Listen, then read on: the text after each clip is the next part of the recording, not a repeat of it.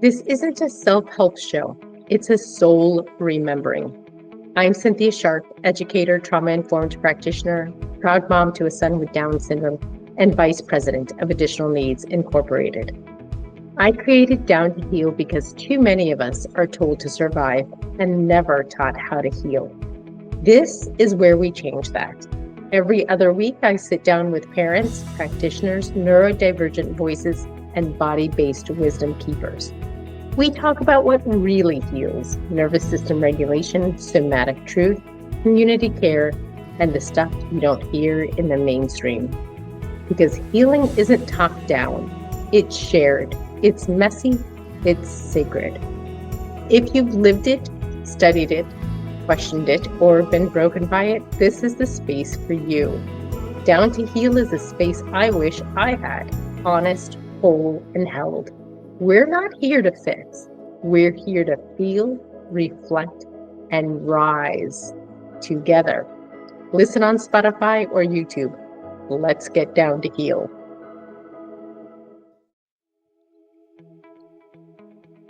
There are moments in life when the system fails you so completely that you're forced to build something new.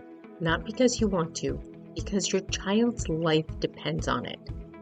This episode begins in one of those moments. Two mothers met while their children were in hospice. They weren't looking to start a movement. They were looking for answers, safety, and a way forward when medicine had reached its limits. What came next became Realm of Caring, one of the most trusted nonprofit organizations in cannabinoid research and education today. In this conversation, Sasha and I talk about what happens when desperation meets science, when stigma meets data, and when love turns into advocacy. We explore the endocannabinoid system, the system in the body designed for regulation and healing, the truth about CBD and THC, why quality and safety are non-negotiables, and why education, not fear, changes outcome. This episode is for parents, caregivers, and anyone who has ever felt they had to become an expert overnight just to protect someone they love. Let's get down to heal.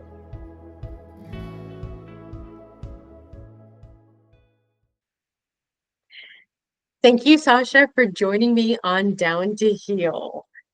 And I want to thank you because I met you. You work for Realm of Caring, and I reached out of the blue because a client came in and I wanted to learn everything about medical marijuana that I was so unfamiliar with, and to expedite learning on the difference between CBD and marijuana. So would you help the audience know, Sasha, how did you come into Realm of Caring and what is your background? Oh, thanks for having me, Cynthia, and thanks for asking. So I came into Realm of Caring just about 6 years ago. It was October 2019, but I was lucky enough to know about Realm of Caring really since its inception around 2013, 2014. So how that all came to be was I was attending the University of Denver. I was taking my master's courses in international human rights because I knew I wanted to be in nonprofit work. And so nonprofit management was the kind of courses I was taking. And I was able to take a course on the international and domestic consequences of the war on drugs. And so I learned from a human rights perspective just about cannabis prohibition and other prohibitions as well, but really a big emphasis on cannabis prohibition and what that has done to our society as a whole and how it's set us back in research. And, you know, the list goes on and on. But while I was in that course, I had also just taken a job, just a part-time job as an ABA therapist because I had passions for working in education. And so I was working with autistic kiddos.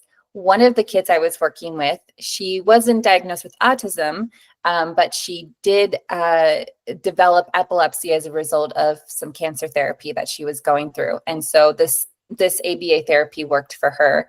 And she had moved out to Colorado to access CBD oil. And her mom was volunteering with the startup of Realm of Caring. She was one of those original families that had moved out here. So I got this introduction to Realm of Caring at the same time I was taking that course. And I went into education for a while after receiving my degree. And then when I wanted to switch gears a little bit and get back into nonprofit work, a job posting came up for Realm of Caring. So it was just kind of serendipitous for me, and I made the switch.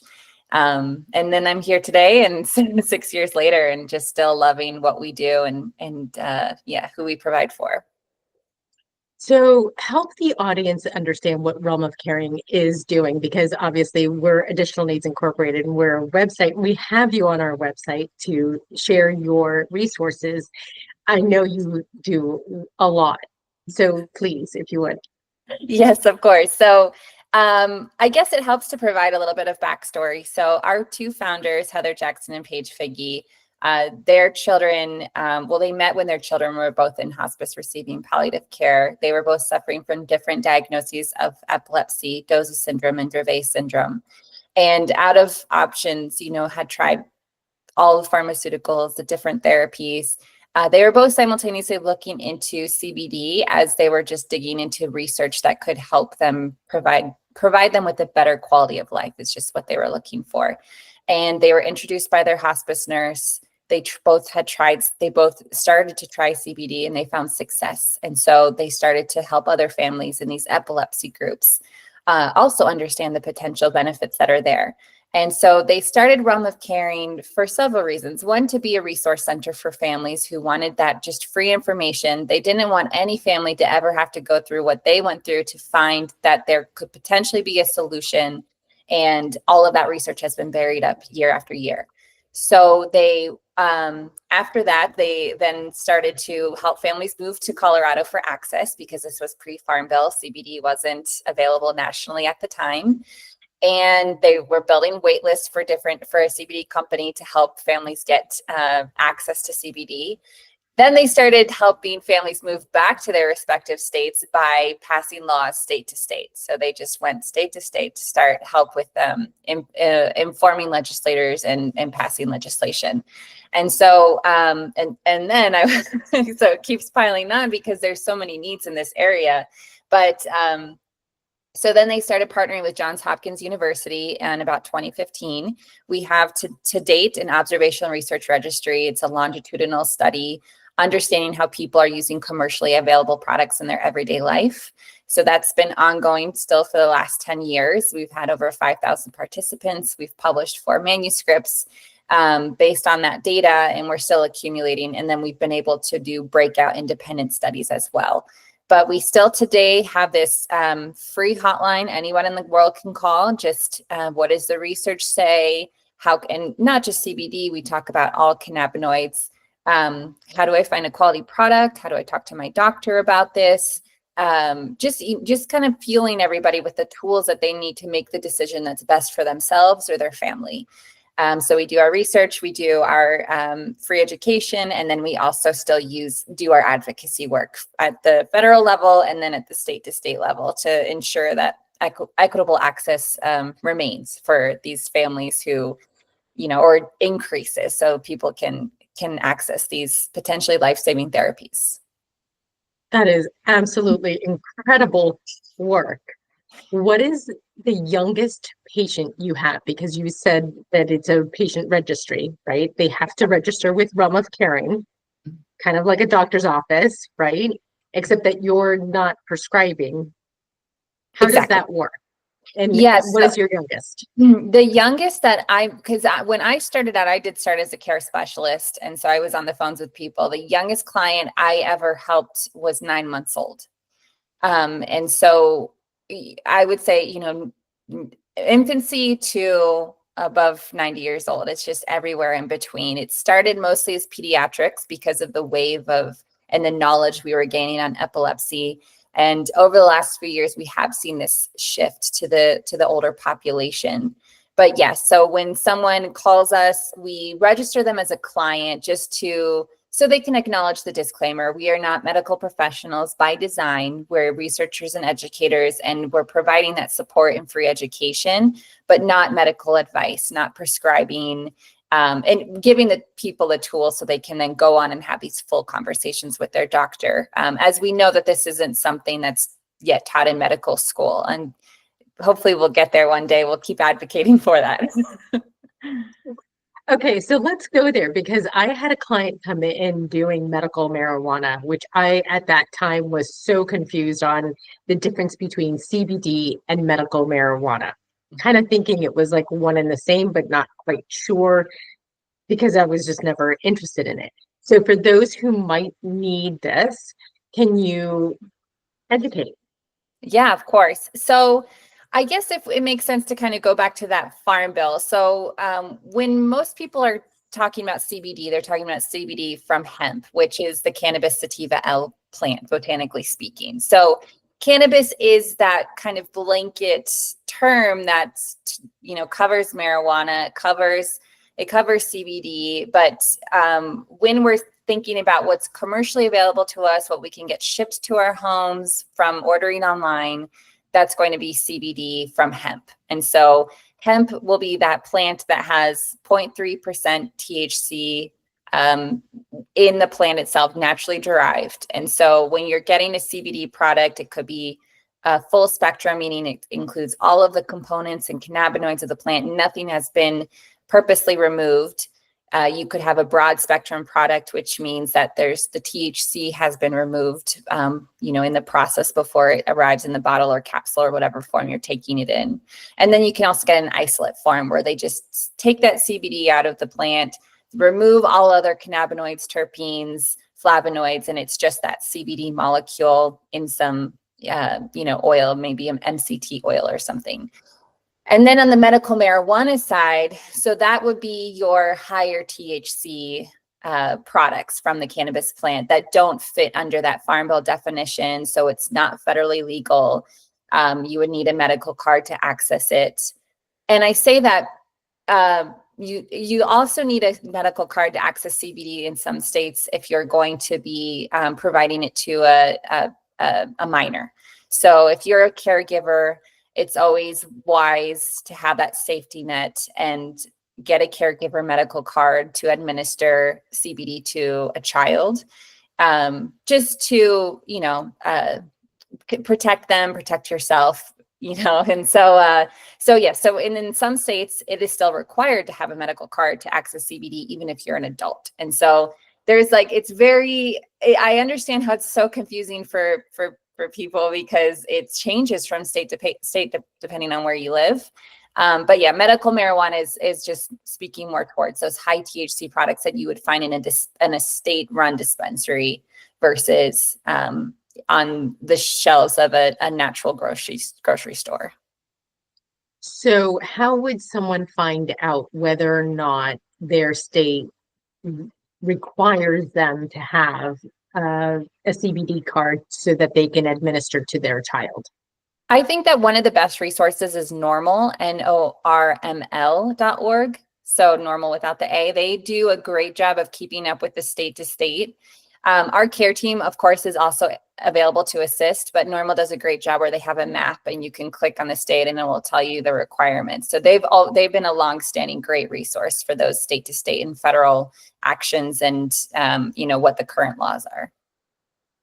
So because this client came in doing medical marijuana, which I was so unfamiliar with, and I did biofeedback, and she got a headache and decided to do medical marijuana afterwards.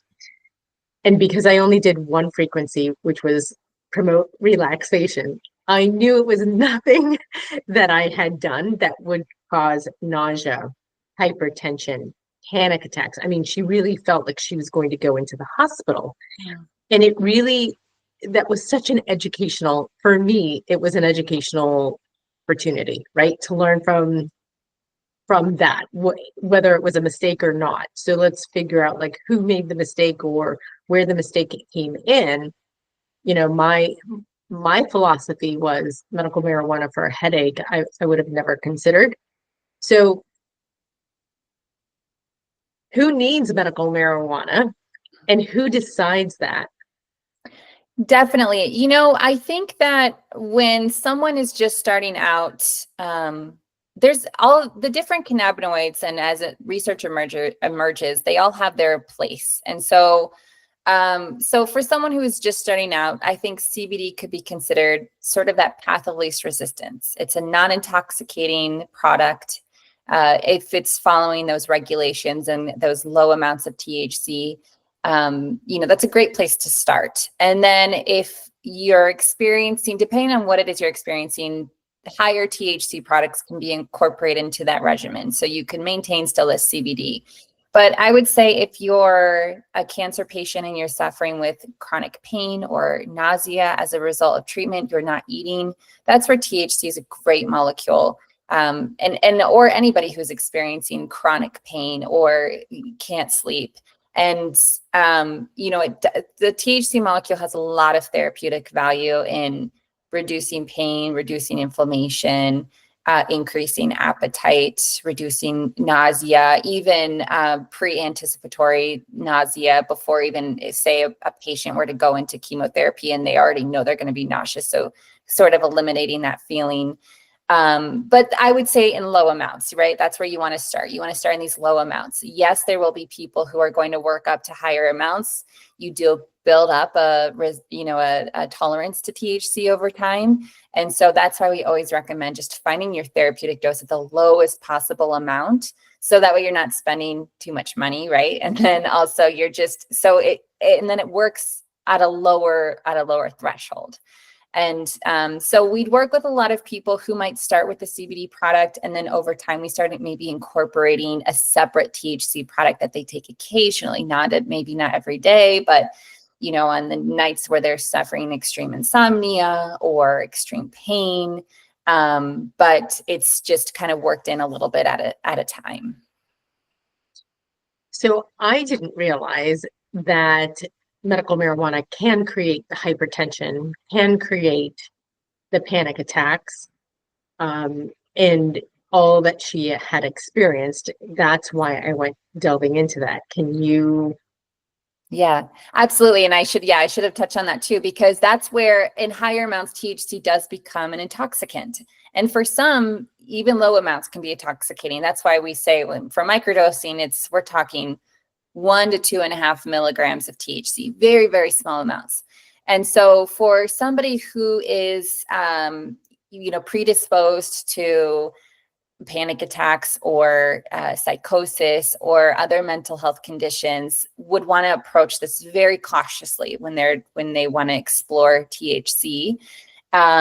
Because I think that a lot of people who've experimented with THC have probably experienced taking too much maybe in their first time or two, and they have those feelings of panic. And I would say it is easy to give into that panic and think, I need to go to the hospital. There's something wrong with my heart rate. But the one good thing about THC is that it is very safe molecule, and that feeling does pass. So with time, it will pass. That feeling will pass, and you'll be okay again. And you probably won't want to go near it. And that's a lot of the phone calls we have too. Oh, I tried it. I had a really bad experience. And so that's where we start to talk about harm reduction and how to approach something safely so that you can find success.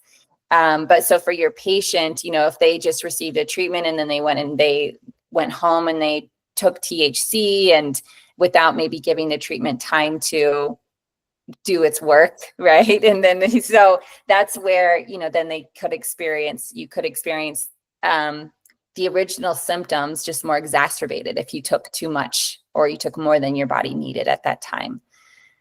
So I also learned that CBD is like the counter to medical marijuana. So if someone is having technically a bad trip, that might be something that they want to have on hand just in case they overdo it.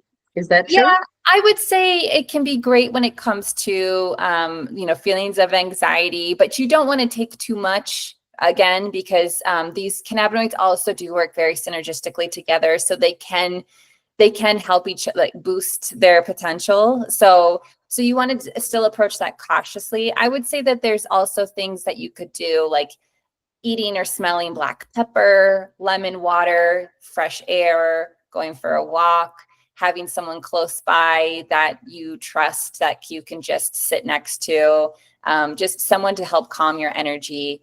And I would say all of that. But then I would also say before you even consume THC, it's always a great idea to sort of set that intention and, with the plant itself. So if you had flower or you had it in an edible format, and if you say you smelt it and you had a bad reaction to the smell, you just didn't like it, then don't take it. Like maybe that's not for you. So, kind of have the intention of, I want to sleep tonight. I want to rest right now. And not just, out of desperation, I think, is when people then start to consume a little bit more than they need, and then they might have those exacerbated symptoms. But there are things you can do to settle your high if you are feeling that extreme intoxication.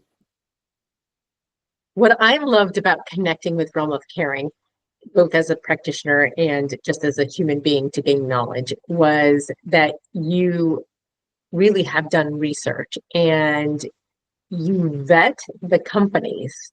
Can you talk about that process?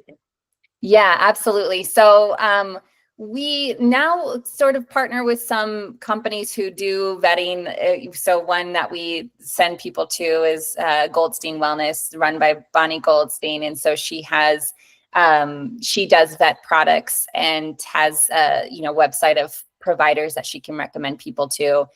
But over time what we did was we build a quality of product matters guide. And so we were vetting products for a long time. And what we want to understand about the hemp plant even is that it is a remedial crop. So they grow hemp outside of Chernobyl because to absorb the radioactive material, it will absorb everything in where it's grown from. It'll clean your soil, it'll clean the air around it.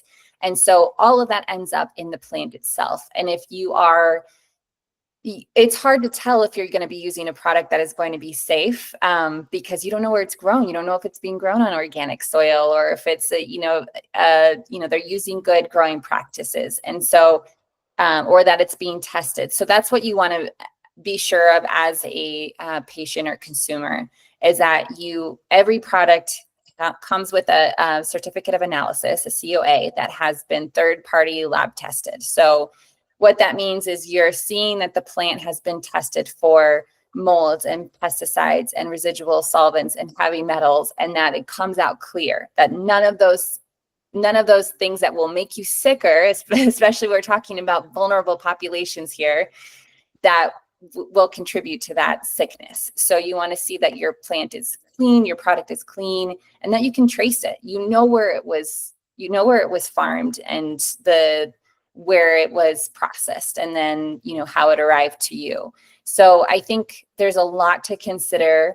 And then even too, these cannabinoids some of them are very delicate. So they'll change what they are depending on if they are exposed to sun or oxygen. So even in the finished product, you could have, a CBD bottle and it's in a clear glass and it was sitting in the sun and it's probably been oxidized by, it might not even be CBD or have, active molecules in there anymore. So you want to be very careful about where you're buying your product from. And yes, that's something that we can help because we have vetted certain brands and followed from seed to sale.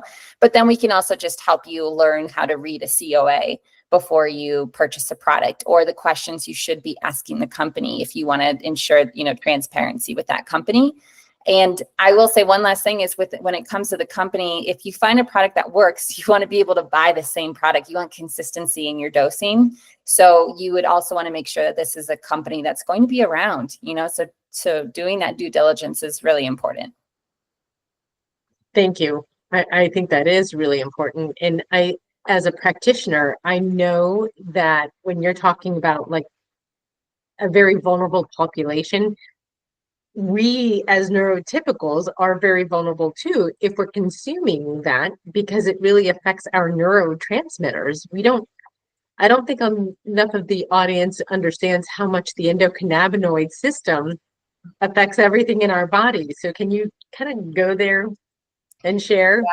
Absolutely. And yeah, it's funny because I talked how this isn't talked about in medical school, and we're finally at the endocannabinoid system, which is this is the thing that's not taught yet in medical school. And you can find certain certificates that will discuss it, but it's so important to know because this is the largest neurotransmitter system in the body. And there's receptors all throughout your brain and body that are modulated by this endocannabinoid system that affects our pain, our appetite, our mood, our sleep, so with sleep, our circadian rhythm. There's so many elements of our body that are run by this endocannabinoid system. And so our body is naturally creating these what's called endocannabinoids. And that's why we find that these cannabinoids from plants, so phytocannabinoids, are helpful to us because if someone might be experiencing endocannabinoid deficiency. So there have been, for example, some studies that have been done with the autism population, that there has been deficiencies in specific endocannabinoids. One is known as anandamide in these patients. And so by replacing what's deficient, just like you would any other deficiency, a vitamin deficiency, an iron deficiency, you take a supplement to replace it. So if we're thinking about consuming cannabinoids as a deficiency, a nutritional deficiency, then that makes sense, right? So we're using these plant cannabinoids to help fill in what is potentially lost or not being created naturally by the body, and giving that a boost and returning it to that just homeostasis level. That's what our endocannabinoid system does. It keeps us balanced. So if something's out of balance, then we are going to notice those, pain or, sicknesses or debilitating conditions. And so we want to bring it back to a normal state with cannabinoid therapy. And so with the autism, and even our son is with Down syndrome, their pain receptors are sometimes a little less receptive. So this would actually help them be aware more of, I want to say, like proprioception. So like their ability to understand like their space and their body in space and time and feel what is happening. Like their clumsiness might be less affected, like be less on a consistent basis. Yeah, and I think so there has been studies to show that there's been benefit to things like emotional processing in these groups of individuals. So even correlating, I hit my knee on this and that hurt, and being able to vocalize that. So it's just kind of getting to like that root of like just being able to process what just happened and vocalize what just happened, and that they experienced that pain. And it can also improve speech. Mm-hmm. Yes. So we have seen too, completely nonverbal individuals in pediatrics start talking again. And that sounds crazy. It sounds like but we've seen it multiple times. And it's I had one call actually with, one family and their daughter who was nonverbal. And it can be because we're talking about bringing the body back to a homeostasis balanced level. It's not always just this aha moment. Oh my gosh, everything is better now. It's not overnight. You just see, it can be this slow progression, which is why we always say journal everything. Write down everything that your kid or yourself that you're going through and how you're experiencing changes over time. And so they weren't sure if it was helping. They started out with a CBD product. They weren't sure if it was helping, but days would pass, and eventually they were sitting at the dinner table and their daughter was eating, and she said she was done. And their mom called and she said she has never once told us that she was just done with her meal and wanted to get up from the table. She never verbalized that to us. And so that was their moment where they were like, oh, wow, I think this is actually helping her. Because it affects the appetite. And I know that it also affects blood pressure. Yeah. Right. So if the brain is getting enough blood flow, right? Mm-hmm. Our kids can actually think, and we can actually think better.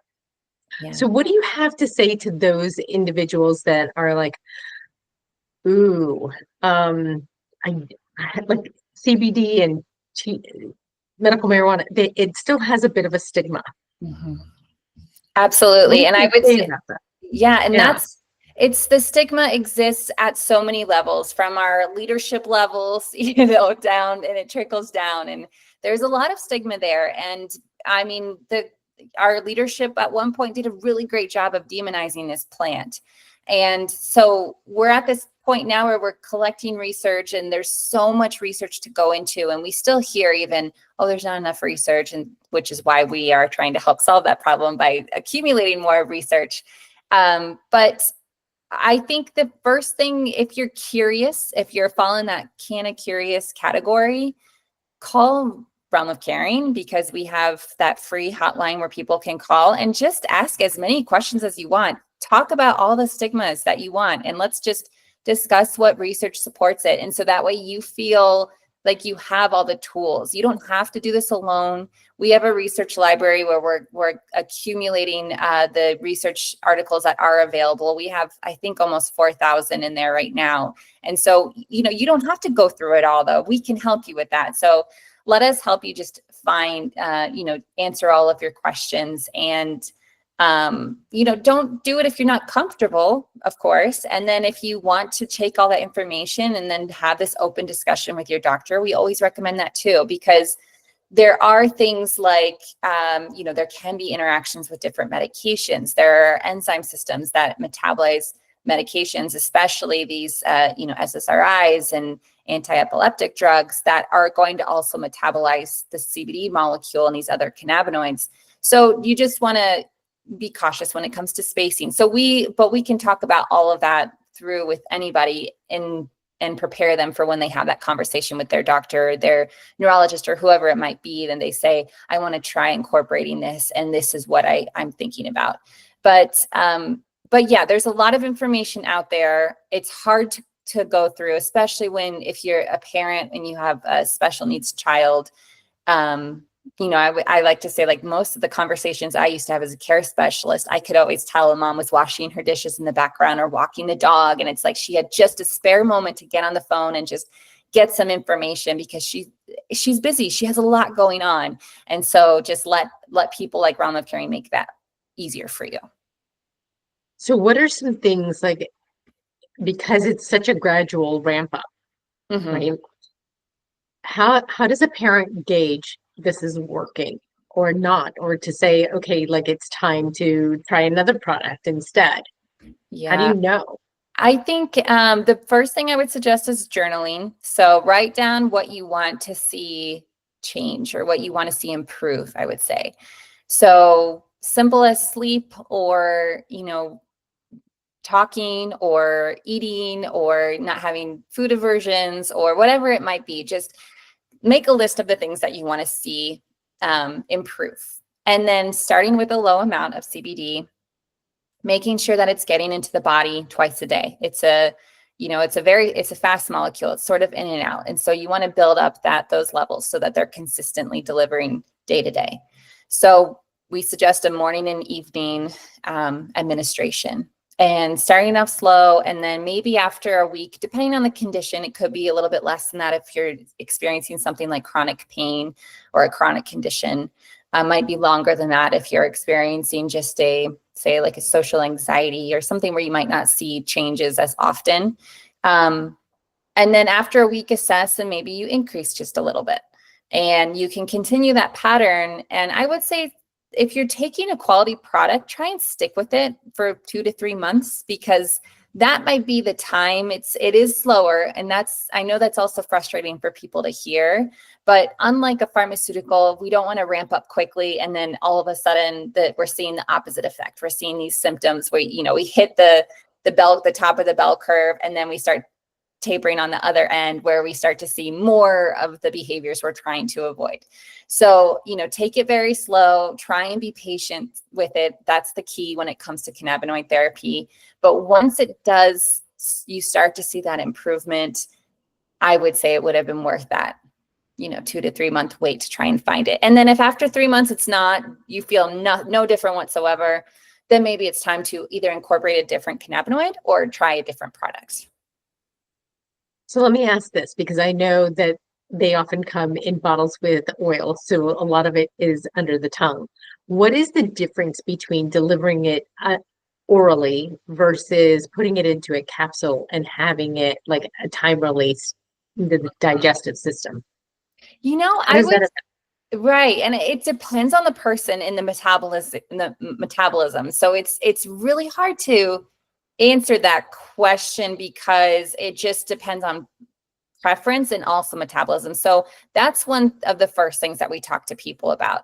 So yes, in the capsule, you might have more of an extended time release. If you're taking it under the tongue, it might be a little bit quicker.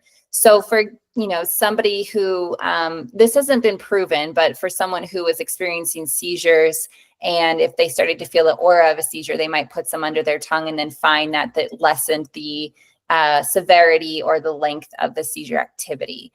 And again, that hasn't been proven with research, but that might be where we've seen individuals use it and they find a quicker response. But then, it's going to get digested no matter what. So I would say no matter which method that you choose, make sure you're eating with it. You're absorbing some kind of fatty food. It is a fat soluble molecule. And there are going to be some CBD products that they are encapsulated in a water soluble formula. So it's more easily digested. But regardless, it's fat soluble. Have some avocado, have some nut butter with it, have some whole milk, something that will help your body to more easily digest it and make it more available to, what you need. And you could also try, it doesn't always have to be the same administration method. So say you wanted to try a capsule in the morning and a tincture at night. So that way at night, because when it comes to CBD, it can take some time to metabolize. And some people do find it has a little bit of an awakening effect, before, right when you take it. And so maybe if you took a tincture, then it would be a little bit more quick into your body at night. So that way you can get a restful sleep and it won't disrupt it. So yeah, I would say it's hard because it's not one size fits all, but there is of course there's a benefit in the mouth, under the tongue. You have your blood capillaries there. It can be more easily taken to your bloodstream, through that method. Have you seen it assist people with like ODD or like aggressive behaviors? Yes. And it's actually interesting because some of the individuals that we've seen with more of the aggressive behaviors, we have seen that incorporating a little bit more THC over time has helped with a more calm state. So again, though, starting with a path of least resistance, like a CBD, but we have seen that help those repetitive behaviors that come with ODD or the limiting the stress that would lead to aggressive behavior. But for some of those really difficult cases of aggressive behavior, we have seen that THC could be a benefit if after time that CBD doesn't seem to be doing enough. So I read somewhere that taking CBD or even medical marijuana can affect the liver. What do you recommend to people so that they don't dry out their livers, or is there different research out there than I have read? Absolutely. So some of that research, unfortunately, what it was assessing is CBD taken at the same time as a pharmaceutical that increases liver enzymes. And so because they are metabolized by the same enzyme system, so like your CYP450, 3A4, 2C19. So there's a bunch of those enzyme systems that are going to be metabolizing these medications and CBD. So CBD could diminish the effectiveness of the pharmaceutical, or it could increase the effectiveness, which means that it's increasing the amount that's available in the bloodstream and therefore increasing the side effects of those medications. So that's why spacing is very important, allowing each to metabolize on their own. We always recommend about a 2-hour buffer, so that way the medication metabolizes and then the CBD can metabolize.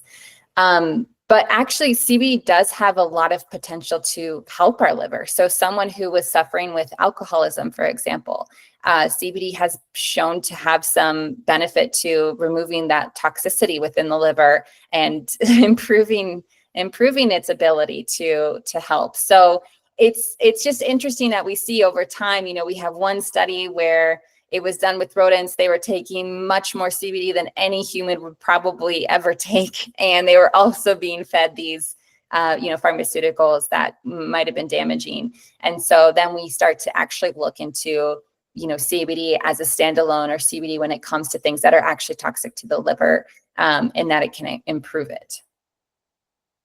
So from what I'm hearing is, as long as the individual is not taking medications, they can take CBD fine, and it won't have any repercussions on their liver.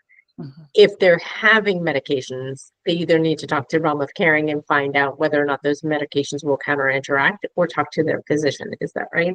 Yeah. And I would say, yes, I would say talk to us, bring that information to your physician. It's also always a great idea, if you are taking heavy medications that have these side effects, get a blood serum draw and a liver enzyme test before you start CBD, because that not only will that show if your enzyme levels get elevated over time, so it might help to show your doctor how you could eventually decrease some of the medications that you're taking, because it's not one or the other. You could do both at the same time.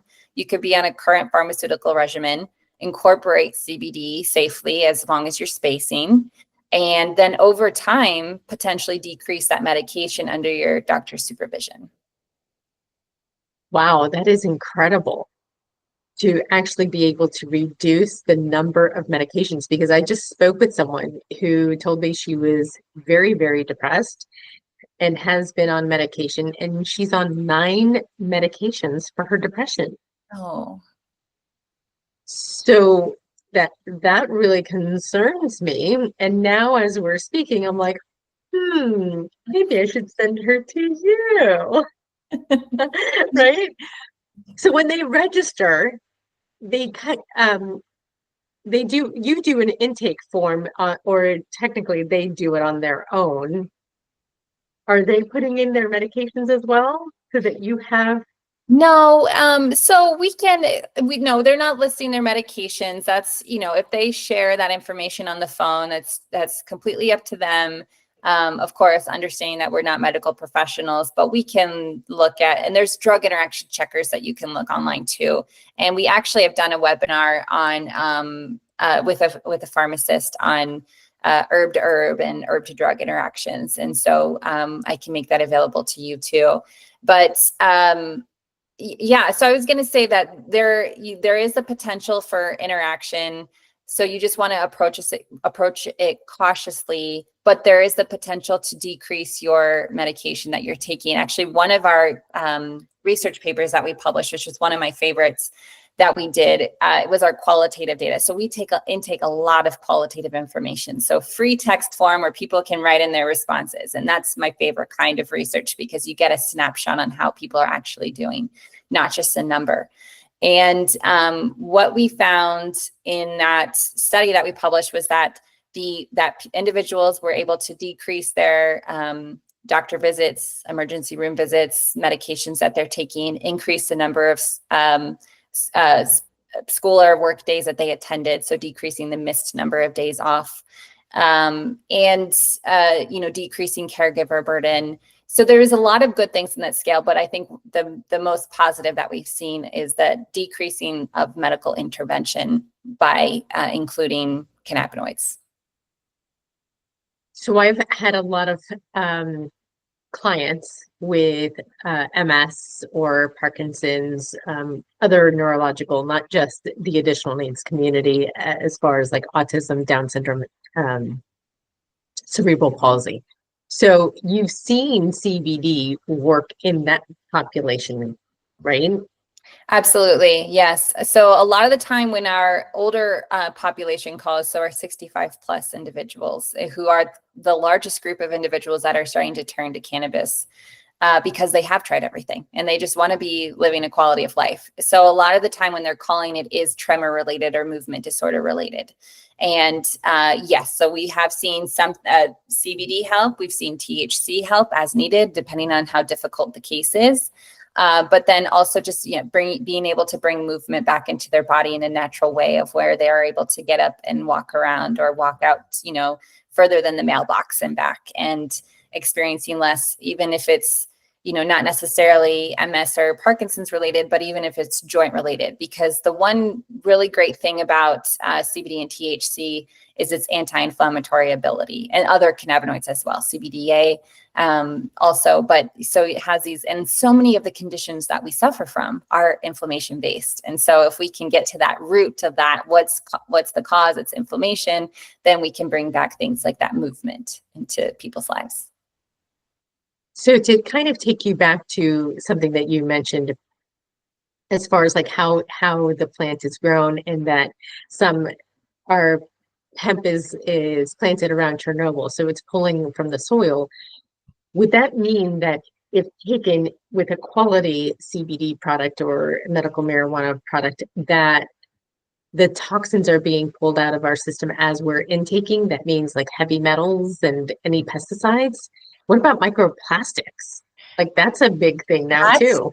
I think you're onto something, Cynthia. Hopefully a researcher is listening in here and we can do a clinical study. But absolutely, we've had individuals who are living in a situation where there's black mold, or in environments where there are toxins around, and they are using CBD as a tool to eliminate the toxins from their body. Even just talking about alcoholism and removing those, the toxins from alcohol. And it's like I joke about it, but when I talk to my friends and they're, if we're out drinking, or I take CBDs, I help remove those toxins from your body.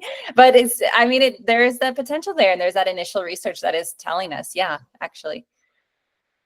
So I'm curious, because you said it needs to be taken twice a day, right? Because of that 12-hour window. What if an individual is like, I just want to take it once? What happens if they only do it for like that morning time? Yeah, well, it will build up eventually in the system if you take it day after day. And so I think we'd find more.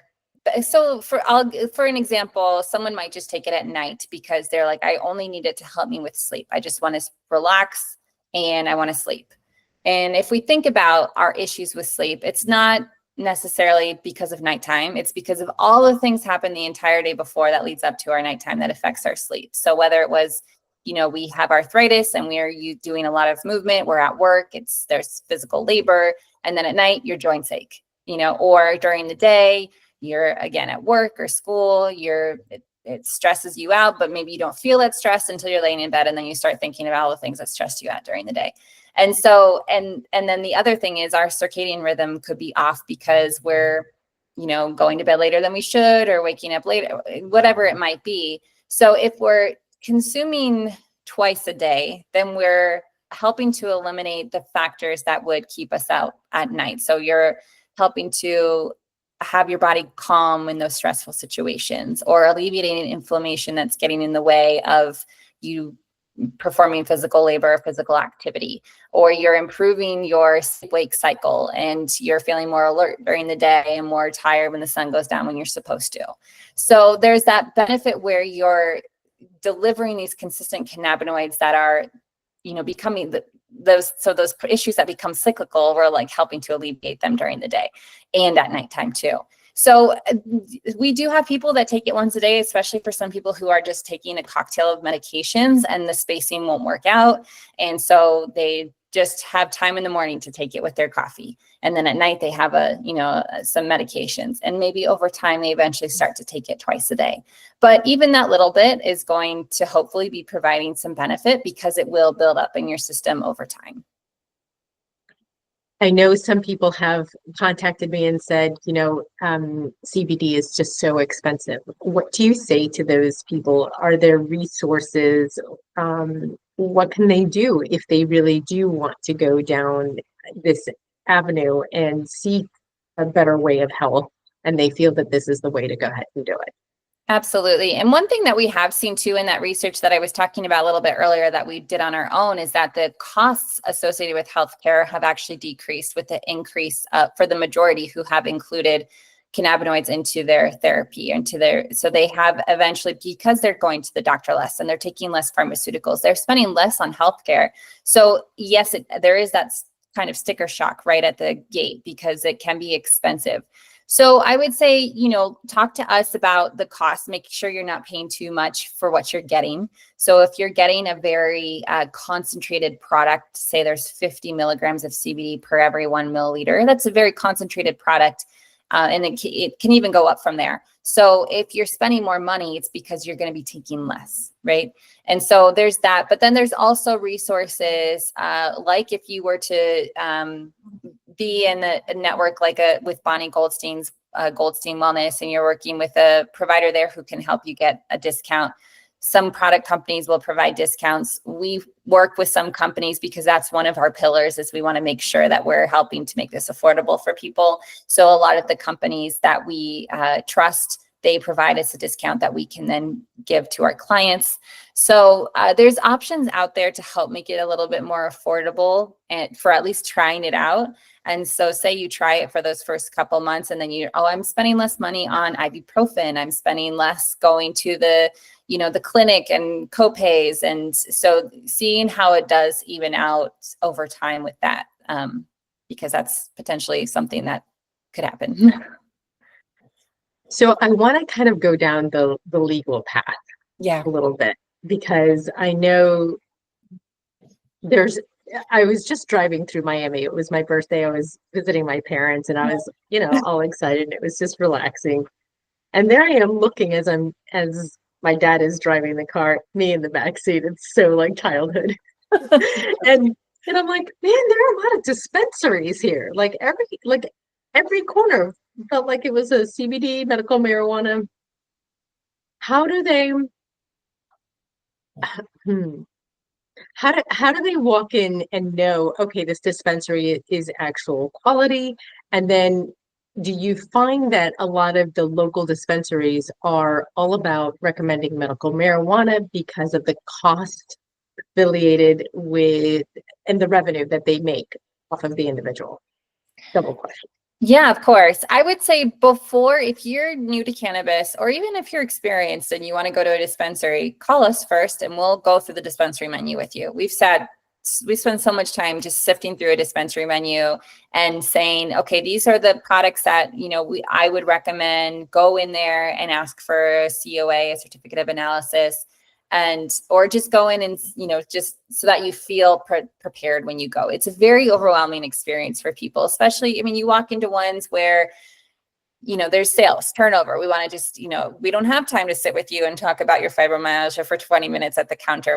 What do you need? Also, given that it is federally illegal, dispensary workers, unless they have a pharmacist, which some do have a pharmacist that you can talk to, they're technically not supposed to talk to you about your ailment and what condition, and they're not equipped with the training to be able to assist you with what cannabinoid would be good or what method might be good. So, you might be going in with COPD and then walking out with a flower, and not unbeknownst to the person who served you, you shouldn't be having inhalants, if you're suffering with things within your lungs. So that's a kind of an extreme situation, but still, that you want to just be careful before you go in and feel prepared, because it's also like almost some look like a candy counter. So you're just, let me just buy all these different things. So don't waste your money. Let's save you some money and call us and we'll help you feel prepared.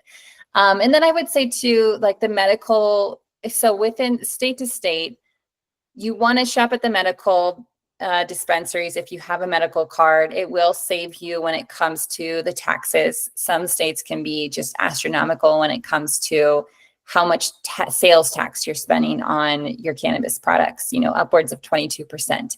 So you want to be able to save there. Also, the medical market will be regulated differently than the adult use or recreational market. And so you just want to know that you're getting a very quality product when you walk in. And the medical dispensaries might be able to have a pharmacist on hand or somebody who can help you make a more informed decision. And so, yeah, you just approach it, again, like I said before, just approach it cautiously, but also just come with as much knowledge as you can before going in, so you don't become overwhelmed and turned off, because that's a lot of the time too, is we have someone who gets a product, they don't exactly know what it is they're taking, because in some states they don't even have to have, labeling right up front that tells you how much that you're getting in an edible product and how much THC is in there. And so they have a bad experience and then they never go back. They just move on to the next thing or go back to pharmaceuticals. So just being educated, depending on where you live, it's going to change state to state. So I've seen the gummies and then I've seen drinks. What's the difference? What gives? The drinks are interesting. That market is emerging like crazy, and people do find, benefit. They can have a drink, and maybe some are using it as a replacement for alcohol, or some are just using it for just a light, stress relief, or whatever that might be, or they just didn't, enjoy the taste and flavor, and there's very low amounts of THC, so they're just trying to get some benefit of the cannabinoids in a different form. And then I would say for the edibles, if that's a gummy or whatever it might be, so you'll have some varieties of gummies that will be a little bit more quick acting, but for the most part, it is going to take a little bit longer to feel the effects, and it will likely stay in your body a little bit longer than a capsule or a tincture might. Of course, flower would be the quickest. It's instant, the inhalant, so you feel it pretty quickly, and then it's also out of your system pretty quickly. But when it comes to a gummy, those effects can last pretty long. So you want to take it slowly. If you're going to take a gummy, maybe if you can have it or quarter it your first time. If you're taking it at night for sleep, because you don't know how long the effects are going to stay in your body based on your own metabolism. So the next morning when you wake up to go to work, you might still feel very groggy or tired. So just kind of taking it slow and getting to know how your body reacts to that method. And I love that your nonprofit was established by additional needs parents, right? Going through the experience, very much like our additional needs, and exactly like ours, right? We started from that story and we're paying it forward because this is a journey, and we will only be stronger together. So, and the information when this situation happened, I really wanted to take from that and learn from it, right? There are mistakes that happen all the time, but if we don't learn from it, we're not doing any better. And she actually came in saying she was low, had low blood pressure, yet in her scan it was showing hypertension, and I was so confused. And going down the rabbit hole of the endocannabinoid system and learning about the whole spectrum of CBD, and that there's really so much out there, that the soil impacts the terpenes and more, was just like, how do you know which one is right for you? And it just took me as a moment to kind of gather my thoughts, and I just thought, wow, the additional needs community needs to know so much, right?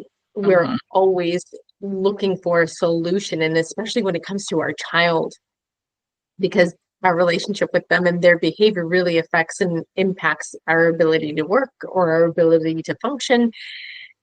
And I wanted to expedite this time, so I cannot thank you enough for helping me do this episode where I get to pay it forward to those who are interested and take away the stigma. Yes. I love that you're talking about homeostasis. That is so my language as a practitioner. And the fact that, we're looking for solutions is all it is. And the endocannabinoid system was only found in the 90s. Yes. Is that right? Yes. So this is new medicine. It's new. It's new medicine. Yes, it's new medicine. And that's too where there's not enough research. It actually goes, we understand that people have been using this plant for a millennia, right? Like it's been found in very ancient artifacts. And so it has been used over time, and it was in the pharmacopoeia before the war on drugs, and people were using cannabis tinctures then. So yeah, it's new age as far as understanding the endocannabinoid system, these different receptors. We have Raphael Mechoulam to thank for that in Israel, so for all of that research and discovery. But we do have a long way to go, but we know that we're starting to gather this. We're getting these clinical trials. We're getting from we're seeing pharmaceuticals adopt different cannabinoids. And so we're on a good path because we are recognizing that there's potential here. There's real medical value here. I shouldn't just say potential, but a medical value that can be life-saving for people. So in your eyes, because I know you can't speak for all of Realm of Caring, what do you envision regarding CBD and medical marijuana and either legislature or how the world turns? I would love to see it thought of as a medicine for people, because we still are, even though we're kind of eliminating stigma in that we're allowing these adult use markets and recreational, we're still thinking of it as recreational. But even someone who goes into a and I say that in air quotes, even someone who goes into these recreational dispensaries, they're typically using it as a medicine because I have anxiety or I can't sleep. Like those are the reasons people are turning to it. And they're consuming. And so I think that's what we're shooting for, is that we're eradicating stigma by acknowledging that this is medicine, treating it as a medicine. And so making sure that there is harm reduction involved, that people are finding success if they're turning to this as a therapy. So because if someone is taking it incorrectly, they can become accidentally intoxicated. So we want to be careful and, understand that there's therapeutic value. And then we want to get to a point where there's medical insurance coverage because it's a medicine for people. So it can become more affordable and accessible for everybody.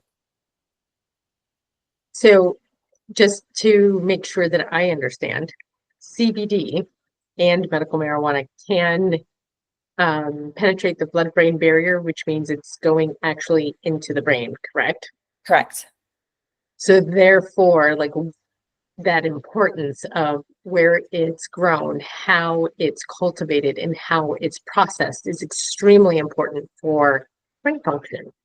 Absolutely. Yes. And I will say with that too, it doesn't interact with your brainstem the way that like an opioid might. So it doesn't have these, that heavy withdrawal potential or overdose potential. So with it being able to interact with your receptors within the brain. So yes, you do want to make sure you have a very clean quality product, but also not to scare people into thinking that then it will affect the brainstem in the way that these, heavy pharmaceuticals with a lot of abuse potential affect it. Okay, so let's go there. Why the brainstem? Well, that's where you would find these receptors where these different heavy pharmaceuticals with heavy abuse potential that's where the interaction occurs, where you would see withdrawals, you would see abuse and overdose. So cannabinoids don't interact with those the same way that these pharmaceuticals do. And so I just like to address that when we talk about the brain, because I think that's always a follow-up. We are actually right now doing a long-term CBD safety study. So we've been working with people for more than a decade on using cannabinoids and using it safely. And we see little to no side effects when it comes to CBD, but that's still a question that comes up. What if I'm on this long-term? What will the effect be on my brain long-term? And so that's just something I like to discuss a little bit when we do talk about the brain, because I think that's a concern, especially for parents. And so just sort of to minimize that thought of risk potential. Because the brainstem actually affects blood flow, right? So we're talking like that hypertension and that lower blood pressure. Yet from my understanding of what you're saying, because this is kind of like my wheelhouse where I like to play, is that it kind of circumnavigates that and does affect the brain, but not so much the brainstem, so that it doesn't create an addictive. Is that what you're trying to say? Yeah, that would be the word, addictive. Yes, it becomes addictive. So then there's that abuse potential. Absolutely. And then also just with the blood flow too, because if someone were, to want to use CBD because they have high blood pressure, but then they worry that it will take their blood pressure too low. Again, there's that key of homeostasis. It's trying to return it to that normal level, not take it lower than what is considered a normal blood flow, blood pressure level. Very cool. Yeah. You are a plethora of knowledge. So what do you envision for Realm of Caring as it grows? Oh my gosh, so much. Well, we do a lot of our research studies, right? So we have compensation for individuals. So I see this next wave of realm of caring is, increasing our research potential. We have a women's veteran study. We have that long-term CBD study. We have our ongoing observational research registry. We have a national CBD study that we're collaborating with Johns Hopkins on behalf of an NIH grant that Johns Hopkins received. We're a collaborator on the project. So we have all these different studies happening, and then utilizing that to push forward more common sense legislation, but then also using it as a tool to compensate individuals. So offering gift cards, offering monetary compensation for individuals to take part in research. So then they can use those funds to pay for their therapy and make it more affordable. So I do see that kind of in that next wave. But just making sure that we're present in, retirement centers and senior centers where this knowledge needs to be carried over, and just getting that free education out to people that there could potentially be something else that could help you live this better quality of life. And hopefully we can be the ones to help get us there. That's what we're working towards. Right. And I have sent my clients to you to register, and I'm grateful because you have definitely assisted and they've found you to be quite the resource. So if anyone listening to this podcast is debating, I highly recommend it. Thank you, Sasha. If there's anything else you'd like to share, please do so. I mean, I just love what you're doing. I love the message that you're spreading and how you're helping people with these holistic health modalities. And I think that's so important. And I would just say, it's not just the cannabinoids. We briefly touched on terpenes. We didn't even really get into terpenes. It's not just the terpenes, it's all of the things. So, approach your care in just different ways, just making sure that you're thinking about your whole body and your wellness, and, as many resources as possible to try and find that quality of life. It's not one thing, it's a lot of different things. So I love what you're doing and how you're helping connect people to these just different resources to improve their overall health.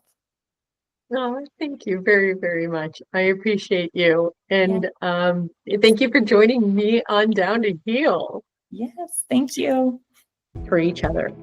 Thank you for joining us on Down to Heal, a space where we don't escape the mess. We meet it with heart, with courage, with curiosity.